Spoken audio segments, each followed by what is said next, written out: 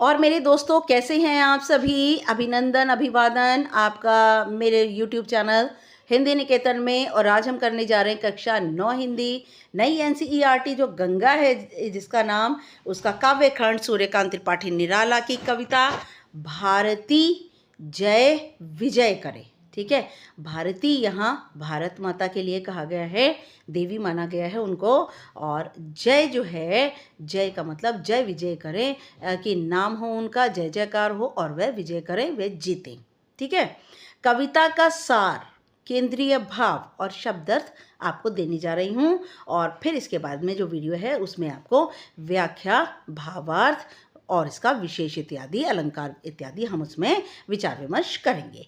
आइए यहाँ पर सबसे पहले कविता का सार। इस कविता में कवि ने भारत माता की महिमा और सुंदरता का भव्य वर्णन किया है। इस कविता के अंदर भारती जय विजय करे सूर्यकांत त्रिपाठी निराला की बहुत ही संस्कृत निष्ठ कविता है। संस्कृत निष्ठ का मतलब संस्कृत के शब्दों का प्रयोग किया गया है। बहुत छोटी सी कविता है लेकिन बहुत कठिन है, लेकिन उसका जो भाव है और जो सार है वो बहुत ही ज़्यादा मूल्यवान है। इस कविता में कवि ने भारत माता आपको पता है और की महिमा, उनकी महिमा का गुणगान किया है। सुंदरता का बहुत ही विशाल वर्णन आपके सामने रखा है कि कितनी ज़्यादा खूबसूरत हैं ये और कितनी ज़्यादा महिमा का मतलब ये इस पृथ्वी की सुंदरता को, भव्यता को बढ़ाने वाली हैं। भारत को एक देवी के रूप में इस कविता में दिखाया गया कि भारत माता भारती जो हैं वो एक देवी के रूप में दिखाया गया है, जो सोने जैसी उपजाऊ भूमि। और वो कैसी हैं? जो उपजाऊ क्या होती है? उपजाऊ वो होती है जहाँ पर अच्छी फसलें उगती हैं। ठीक है, सोना तो आपको पता है एक बहुत ही मूल्यवान धातु है, और ये जो एक देवी है वो सोने जैसी उपजाऊ भूमि, हरे भरे पेड़ पौधों और कमलों से सजी हुई है। तो ये जो भारत माता है वो किस किस से सजी हुई है? इनके आभूषण कौन से हैं? उपजाऊ भूमि, हरे भरे पेड़ पौधे और कमल जो कि सबसे ज़्यादा खूबसूरत फूल होता है, उससे सजी हुई है। समुद्र का जल उनके पवित्र चरणों को धोता है। ठीक है, मस्तक तो उनका हिमालय है और जो उनके जो चरण हैं वो समुद्र का जल उनके बहुत ही पवित्र का मतलब पायस हौली, ठीक है, उनके पावन पैरों को धोता है समुद्र का जल और उनकी स्तुति करता है। ठीक है, स्तुति का मतलब क्या होता है? प्रार्थना करना, पूजा पाठ करना, उनसे निवेदन करना। गंगा का निर्मल जल, गंगा का ठंडा साफ सुथरा जल, पानी उनके गले का हार है। ठीक है, जो उनका आभूषण है ना वो है गंगा का निर्मल जल। और हिमालय उनके सिर का मुकुट है, और हिमालय क्या है? उनके सिर का मुकुट। ठीक है, कवि कहता है कि भारत माता की पवित्रता और महानता चारों दिशाओं में ओम की ध्वनि की तरह गूंजती है। ये भारत माता की जो पवित्रता है, पायसनेस है, हॉलीनेस है, और जो उनकी महानता है, जो उनकी ग्रेटनेस है, वो चारों दिशाओं में ओम की ध्वनि, ओम की आवाज़, ओंकार की आवाज़ की तरह गूंजता है। अंत में वह कामना करता है कि भारत हमेशा विजय प्राप्त करे, और वो ये कहता है कि भारत हमेशा, कवि कहते हैं भारत हमेशा जीत प्राप्त करें, विक्ट्री प्राप्त करें और सफलता के जो है रास्ते पर उनका प्रस्थान होता रहे, आगमन होता रहे।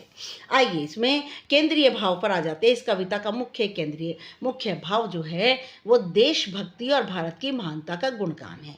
कि इस कविता का जो मुख्य भाव है ना बेटा, देशभक्ति है। देशभक्ति का मतलब क्या है? कवि इतने ज़्यादा देशभक्त हैं कि भारत को एक देवी के रूप में देखते हैं और उनका गुणगान करते हैं, और भारत को कहते हैं कि भारत एक महान देश है जिसके अंदर क्या ऐसी चीज़ है, क्या ऐसी विशेषता है जो कि नहीं है। कवि ने भारत को एक देवी माता के रूप में चित्रित किया करके उसकी प्राकृतिक संपदा क्या होती है? रिचनेस। संपदा क्या होती है? धन संपत्ति, पवित्रता, उसकी पवित्रता को और गौरव को दर्शाया है, गौरव को दिखाया है। संदेश यह है कि हमें अपने देश पर गर्व करना चाहिए और उसके उज्जवल भविष्य की कामना करनी चाहिए। ठीक है, आगे आइए हम देखिए शब्दार्थ दे देते हैं यहाँ पे। भारती, भारत माता, जय का मतलब विजय, सफलता। विजय करे का मतलब जीत दिलाने वाली। भारत माता कौन है हमारी? जीत दिलाने वाली। कनक का मतलब सोना। शस्य का मतलब फसल, क्रॉप, ठीक है। कमल धरे, कमल धारण करने वाली। कमल धरे का मतलब कमल एक बहुत खूबसूरत फूल होता है और पैरों की जो तुलना है वो अक्सर कमल से की जाती है। पदतल, पैरों के नीचे। शतदल, 100 पंखुड़ियों वाला कमल, शतदल, ठीक है। शतदल, शत का मतलब होता है 100 पंखुड़ियों वाला कमल। गर्जित, गरजता हुआ। दहाड़ करता हुआ, रोरिंग। उर्मी, उर्मी का मतलब होता है लहर, वेव्स। सागर जल, समुद्र का पानी। शुचि का मतलब होता है पवित्र, पायस, हॉली। चरण का मतलब होता है पैर। युगल का मतलब होता है जोड़ी, मतलब कि 2 पैर एक जोड़ी, उन्हें युगल कहते हैं। स्तव, स्तुति करना, किसी की प्रशंसा करना। बहुअर्थ, अनेक अर्थों वाले। तरु का मतलब होता है वृक्ष, ट्रीज। तृण का मतलब घास, ग्रास। वन का मतलब होता है जंगल, फॉरेस्ट। लता का मतलब होता है बेल, क्रीपर जिसे कहते हैं, जो कि ऊपर की ओर चढ़ती हैं, वो पौधे जो कि ऊपर की ओर चढ़ते हैं। वसन, वस्त्र, कपड़े। अचल, पर्वत। अचल क्या होता है? न हिलने वाला। पर्वत एक जगह से दूसरी जगह तो जाता नहीं है ना, तो इसे अचल कहते हैं, बिना चलने वाला पर्वत। खचित, जड़ा हुआ, सजा हुआ। ये यहाँ पर समनु, समान रूप से, इक्वल, इक्वली, ठीक है। गंगा एक पवित्र नदी है। ज्योति जल, चमकता हुआ पानी, चमकता हुआ जल। धवल का मतलब होता है सफ़ेद, बिल्कुल वाइट। धार का मतलब धारा या प्रवाह। हार का मतलब माला। मुकुट का मतलब होता है ताज, क्राउन। हिम का मतलब होता है बर्फ, आइस, तुषार। ओस या बर्फ की बूंदे, जब आप सुबह सुबह उठते हैं पौधों के ऊपर हल्की फुल्की बूंदे होती हैं।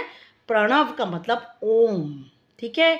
ओंकार का मतलब ओम की ध्वनि, और ध्वनित का मतलब होता है गूंजता हुआ। यस माई, बहुत ही मेरी एक हम्बल रिक्वेस्ट है, मेरा न्यू चैनल है, प्लीज़ इसको लाइक शेयर सब्सक्राइब कीजिए और ज़रूर से ज़रूर कमेंट कीजिए। और सब्सक्राइब तो आपको करना है, लाइक भी आपको करना है। नेक्स्ट वीडियो तक के लिए good luck and good bye.